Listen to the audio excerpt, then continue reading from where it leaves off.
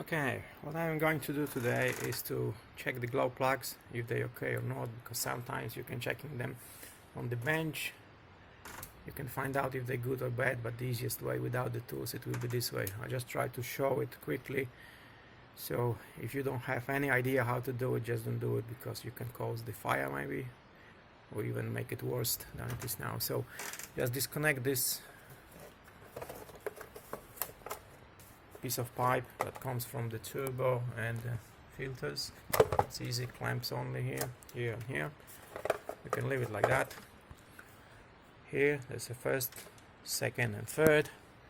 On this side a little bit more difficult, but it is this way, 1, 2 and 3. Okay, so I'm going to get them out and then I show you what to do later. It's an easy way, so get the glow plugs out. I got them out. Here's the connectors.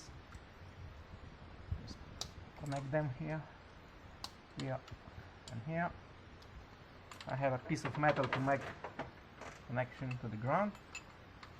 Alright, you can do it just by touching to the negative, whatever.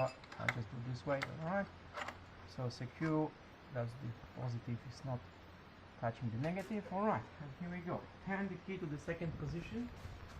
Alright, and see what happens. Here we go, all of my glow plugs, very perfect. You can do the same on the other side. That's it.